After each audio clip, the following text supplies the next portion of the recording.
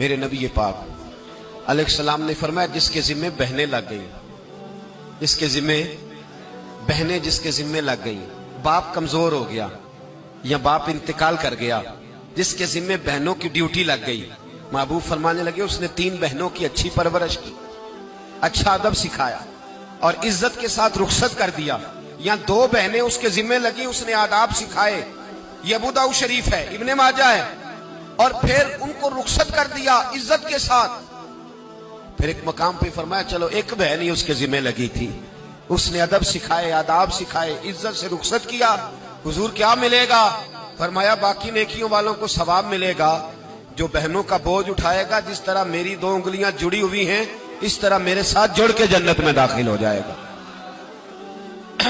ابھی اس حق کا تعین کس نے کیا؟ نبی پاک صلی اللہ علیہ وسلم۔ اب اگر کہیں یہ کہا جائے کہ بس بھئی صحیح ہو گیا، تمہارا کیا کام ہے، تمہاری کوئی ذمہ داری ہے، تم نے کوئی ٹھیکہ اٹھایا ہوا ہے،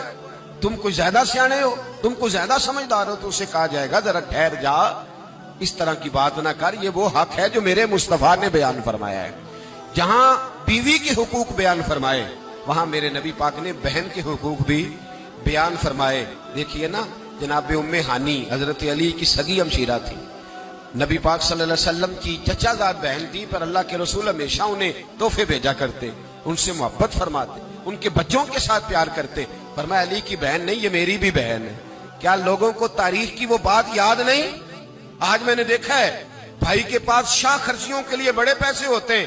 بھائی کے پاس بڑا سرمایہ ہے، جب شاہ خرچیاں کرنی ہو، سال کے بعد 2-3 چکر کاغان نران کے بھی لگانے ہو تو اس کے پاس روپیہ ہے، پیسہ ہے، اور اگر اس کی اماں کہہ دے کہ بیٹا عید کا موقع ہے، کوئی پرانا جوڑا ہی اٹھا کے بہن کو دے آ، تو کہتا اماں حالات بڑے سخت ہیں، اب میں تمہیں کیا بتاؤں۔ ہمیں وہ بات یاد نہیں کہ نبی پاک کی رضائی بہن جناب شیمہ جب ان کے قافلے کے خلاف مسلمان لڑے، انہوں نے جنگ کی اور وہ قید ہو کے آئیں، تو حضرت ابو ہریرہ سے کہنے لگی جا کے مصطفیٰ کریم کو بتاؤ میں تمہاری بہن ہوں۔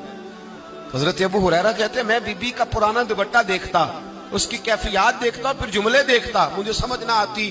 تو میں نے جا کے حضور سے کہا کوئی شیمہ نام کی بی بی ہے؟ تو کہتے ہیں ابھی میں نے جملے بھی پورے ادا نہیں کیے، نبی پاک ممبر سے اٹھ کے کھڑے ہو گئے اور رسول پاک کی چادر مبارک ممبر پہ رہ گئی، محبوب اٹھ کے گئے اور پھر جناب شیمہ کو گھر لے گئے اور پھر فرمایا عائشہ کو بلاؤ، فاطمہ کو بلاؤ، سودا رفسہ کو بلاؤ، ان سب سے کہو آؤ دیکھو میری بہن میرے گھر میں آئی۔ یہ رشتوں کا احساس، یہ رشتوں کی کیفیات، یہ درد، یہ سوز، یہ حضور نے ہمیں تعین کر کے دیا ہے، یہ نبی پاک علیہ السلام نے ہمیں بتا کر کے دیا ہے۔ حضور نے ڈھیروں تحفے دیے۔